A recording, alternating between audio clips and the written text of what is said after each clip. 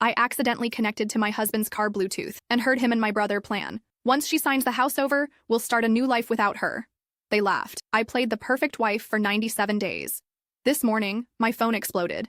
With his calls, he didn't know I heard everything. My revenge cost him everything. Now he begs, but I'm long gone. You know those moments when your whole world just tilts sideways? Like when you're drinking your morning coffee and suddenly realize the ground beneath your feet isn't as solid as you thought? That's exactly what happened to me on what started as the most ordinary Tuesday of my life. I was heading to Target to grab some groceries. Nothing fancy, just the usual Tuesday run. Had my phone connected to my Honda's Bluetooth, jamming to Taylor Swift like any basic suburban wife would. But here's the thing about technology. Sometimes it decides to play matchmaker in ways you never asked for. My phone kept cutting out, which was weird because I'd literally just gotten a new iPhone 2 weeks before. I'm fiddling with the settings, when suddenly I hear voices coming through my speakers. Not Taylor, not the radio. Actual human voices having what sounded like a pretty intense conversation. At first I thought maybe I'd accidentally connected to some random podcast or something. You know how these fancy cars can be glitchy sometimes. But then I heard a laugh that made my blood run cold. It was my husband's laugh, that specific chuckle he does when he thinks he's being clever. Dude, I'm telling you, once she signs those papers, we're golden. His voice came through crystal clear. The house will be in both our names, and then... The other voice responding made me nearly drive straight into a mailbox. It was my brother, my own flesh and blood brother. Are you sure she'll actually sign it, though? She's not exactly the most trusting person these days. My husband, let's call him Jake because honestly, he doesn't deserve anonymity, laughed again. Bro, she has no idea. I've been playing the perfect husband act for months. She thinks I want to add her brother to the deed to bring the family closer together. She's eating it up. I pulled into the Target parking lot but didn't get out. Couldn't get out. My hands were shaking so bad I could barely grip the steering wheel. And after she signs? My brother asked. After she signs, we sell the house, split the money, and I file for divorce. She'll be left with nothing while we start fresh somewhere new. Maybe Vegas. I've always wanted to try my luck there. They both laughed like they just made the funniest joke in the world, like my entire life was some kind of punchline. I sat in that Target parking lot for 47 minutes listening to them plan out my destruction in detail. They talked about how they'd been working on this scheme for over 6 months, how my brother had been pretending to mend our rocky relationship, just to get close enough to help Jake manipulate me, how they'd already found buyers for the house, my house, the one I'd inherited from my grandmother, and had been the only stability in my chaotic life. The conversation eventually shifted to sports and other mundane stuff, but the damage was done. I knew exactly what kind of snakes I was dealing with. When I finally drove home that day, I had to act like nothing had happened. Jake was there, making dinner, asking about my day with that same smile that used to make me feel safe. Now it just made me sick. Hey babe, did you think any more about adding your brother to the house deed? I really think it would mean a lot to him, and to us as a family. I wanted to scream. I wanted to throw my Target bags at his face and tell him I knew exactly what he was planning. Instead, I smiled and said, yeah, I'm still thinking about it. It's a big decision. Of course, take your time. No pressure at all. The manipulation was so smooth, so practiced. How long had he been playing me like this? That night, while Jake slept peacefully next to me like he hadn't just spent his afternoon plotting my financial ruin, I made a decision. If he wanted to play games, I'd show him what a real player looked like. Update. Hey everyone, thanks for all the support in the comments. Some of you are asking if I confronted them immediately. I didn't, and here's why.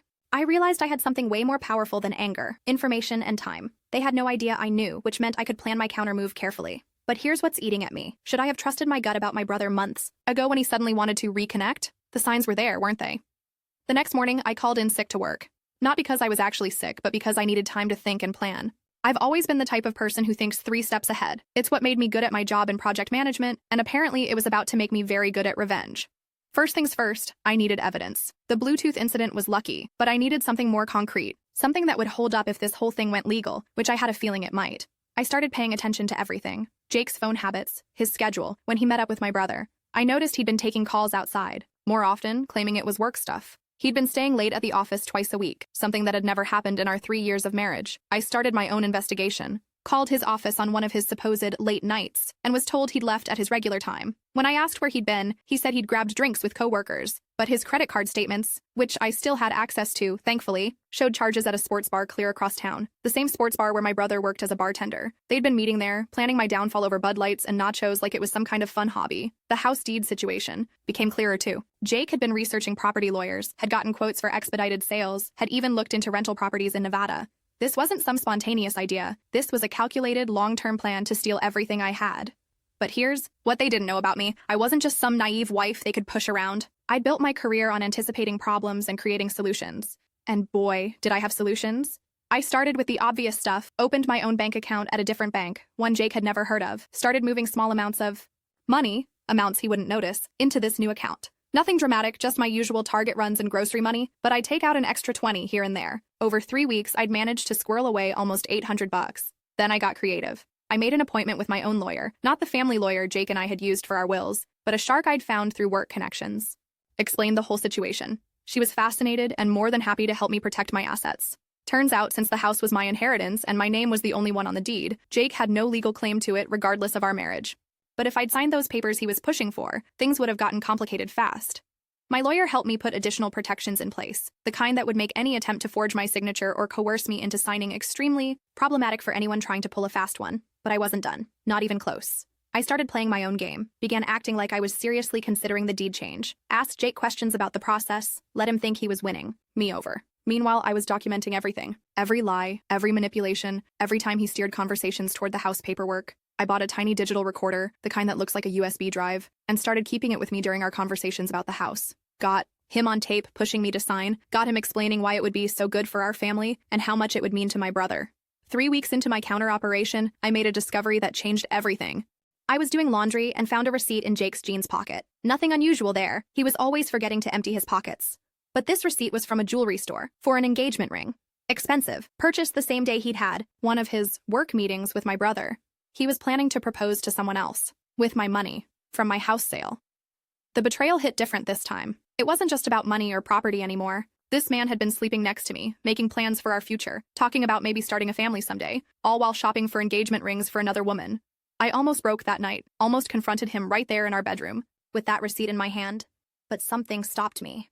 Maybe it was pride, maybe it was anger, but I realized I wanted to see just how far he'd go, how much more he thought he could take from me.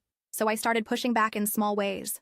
When he brought up the house deed, I'd say I needed more time. When he suggested we start joint bank accounts for our future, I'd find excuses to delay. Nothing dramatic, just gentle resistance that made him work harder for his con. And work harder he did.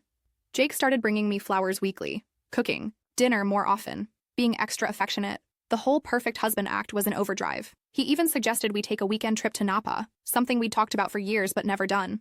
We could finalize the house paperwork before we go, he suggested over dinner one night. Make it like a celebration, a new chapter for our family. I smiled and nodded like the dutiful wife he thought I was. Update. The comments asking about my mental state during this time, it was honestly surreal.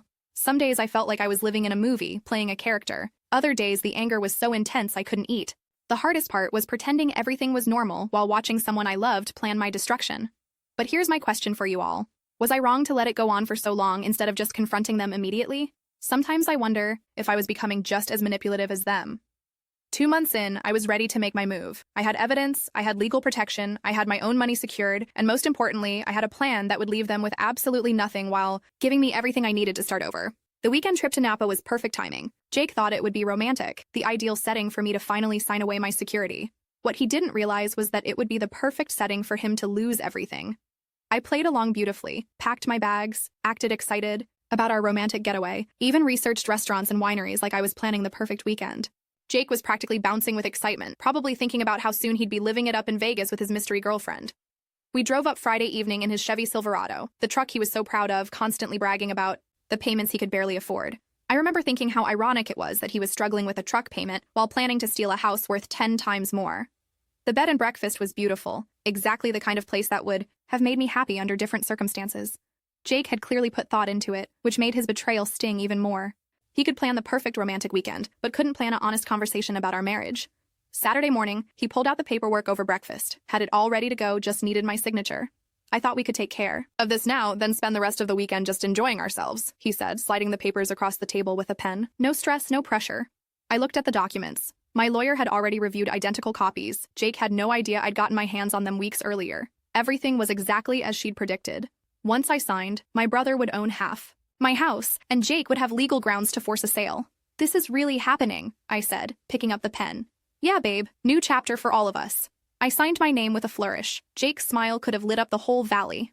What he didn't know was that the signature I'd just written wasn't legally binding. My lawyer had already filed paperwork with the county that would prevent any changes to my property deed without her direct involvement and additional documentation Jake couldn't forge. The papers he'd just watched me sign were worthless. But I wasn't done with my performance. We spent the rest of Saturday playing happy couple, toured wineries, took selfies, had dinner at a fancy restaurant where Jake toasted to our future and family. He was so convinced he'd won that he even started hinting about other big changes coming soon. I've been thinking we should maybe look into some other investments too, he said over dessert. Maybe it's time for both of us to think bigger. What kind of investments? I don't know, maybe real estate in other states. Nevada has some great opportunities right now. Nevada, where he was planning to run off with his girlfriend after selling my house. Sunday morning, I woke up early and made the call that would change everything. Hi, is this Detective Morrison? This is about the fraud case I discussed with you last week. I have the evidence you requested and I'm ready to move forward. Jake was still sleeping when I got off the phone. He looked so peaceful, probably dreaming about his new life. I almost felt bad for what was about to happen to him. We drove home Sunday afternoon with Jake in the best mood I'd seen him in months. He kept talking about how great the weekend had been, how happy he was that we'd taken care of business, how excited he was about our future. I love you, he said as we pulled into our driveway. I know you do, I replied, and for the first time in months, I wasn't lying. He did love me, or at least he loved what I could give him. Monday morning, Jake left for work like normal, kissed me goodbye, told me he'd be home for dinner, said he might stop by my brother's bar afterward to share the good news about the paperwork. That's when I made my final moves.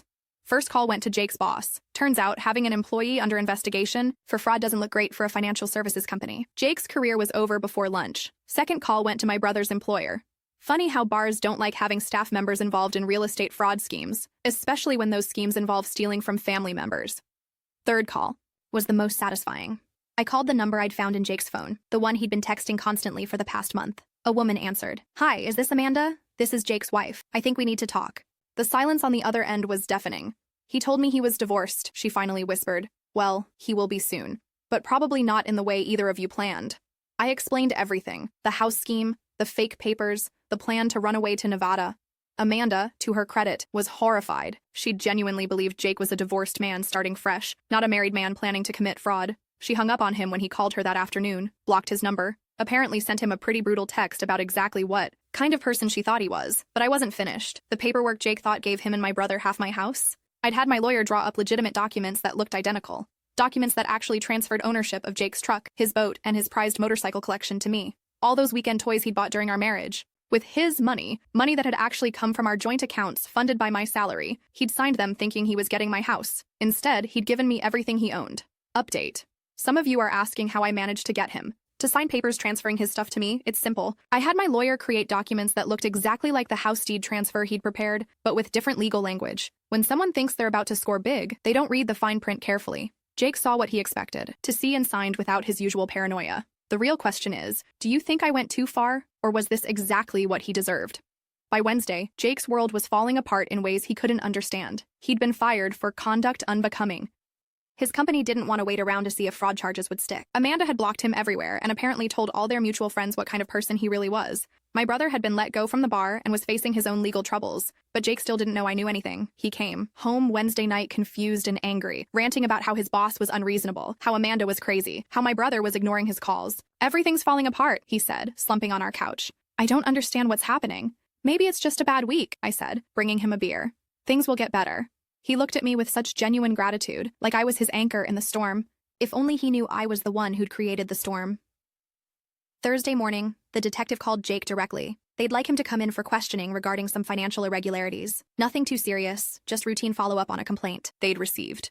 Jake panicked, started making calls to lawyers, trying to figure out what was going on. He kept asking me if I'd heard anything weird, if anyone had contacted me, if I knew why someone might have filed a complaint. I can't imagine. I told him honestly, you're the most honest person I know. Friday was when everything came crashing down. Jake came home early, looking like he'd seen a ghost.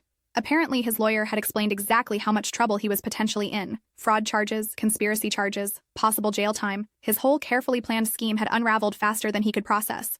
I need to tell you something, he said, sitting me down in our living room. Here it was, finally. After months of lies and manipulation, he was going to come clean. There might be some legal stuff coming up, some misunderstandings about business dealings. I wanted you to hear it from me first. Even then, even facing potential prison time, he couldn't tell me the truth. What kind of misunderstandings? I asked. It's complicated, but I want you to know that everything I've done for us, for our future. I nodded sympathetically. I believe you. There's something else. The house deed paperwork we signed in Napa, there might be some issues with that too. Legal technicalities. What kind of issues? The lawyers are saying it might not be valid. Something about proper notarization procedures. Of course, his lawyers had figured out that the papers were worthless. They probably thought he'd been scammed by whoever prepared them. Does that mean my brother won't be on the deed? Probably not. I'm sorry, babe. I know how much that meant to you. I reached over and took his hand. It's okay. Family is more than paperwork. He squeezed my hand gratefully, still believing I was his loyal, clueless wife. Saturday morning, Jake got a call that made him go completely white. They want me to come in Monday for formal questioning, with a lawyer. It'll be okay, I told him. Truth always comes out. Sunday night, I packed a bag. Nothing obvious, just some clothes and essentials hidden in my closet. I'd already moved all my important documents to my lawyer's office weeks earlier. Monday morning, I kissed Jake goodbye like I had every morning for 3 years. I love you, he said, holding me tight. Whatever happens, remember that I love you. I'll remember, I promised. 2 hours after he left for his lawyer meeting, I was in my Honda driving toward my sister's house 3 states away. I'd already transferred the rest of my money to my new accounts. I'd already filed for divorce, papers that would be served to Jake while he was dealing with police questions. I'd already signed ownership papers for his truck, boat, and motorcycles, over to a dealer who'd give me cash.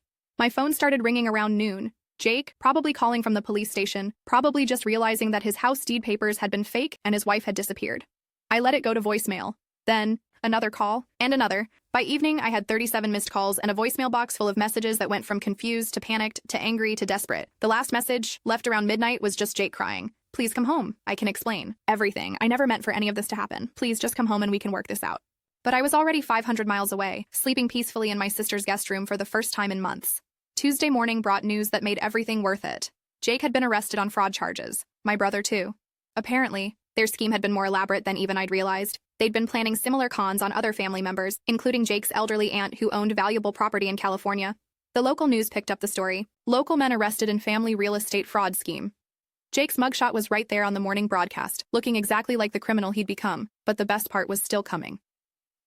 Wednesday afternoon, my lawyer called with an update. That made me laugh out loud. The truck, boat, and motorcycle sales went through. After paying off the loans Jake had on all of them, you've got about $12,000 in cash. Also, his lawyer called. He wants to discuss a settlement for the divorce. What kind of settlement? He's offering to walk away from everything if you don't press additional charges related to the house deed fraud. Apparently he's hoping to avoid more jail time. Tell him he's got a deal, but I want it in writing and I want it fast. By Friday, I was a single woman with a clear title to my house, $12,000 in cash, no debt, and the satisfaction of knowing that the 2 men who tried to destroy me were facing years in prison. Jake called one more time, from jail. I know, you heard us that day, he said when I finally answered. I know you've known all along. Yeah, I know you know. Why didn't you just confront me? Why did you have to destroy everything? I thought about that question for a long time before answering. Because confronting you would have given you a chance to lie your way out of it. This way, you got exactly what you planned to give me. Nothing. I'm sorry, he whispered. I'm so sorry. I know you are. But sorry doesn't change anything. Is there any chance we could ever work this out? Any chance you could forgive me? I looked around my sister's kitchen, where I was making coffee in my pajamas on a Friday morning instead of getting ready for another day of pretending my marriage wasn't built on lies. Jake, you spent months planning to leave me with nothing. You were going to disappear to Nevada with another woman and leave me homeless and broke. You turned my own brother against me. You made me doubt my own reality every single day. I know, but there is no but. You made your choice. Now you get to live with the consequences. I hung up and blocked his number. 6 months later, I sold my grandmother's house. Not because I had to, but because I wanted to. Too many bad memories attached to those walls. I used the money to buy a smaller place in a new city, closer to my sister, far from anyone who'd ever tried to manipulate me. Jake and my brother both got 18 months in prison.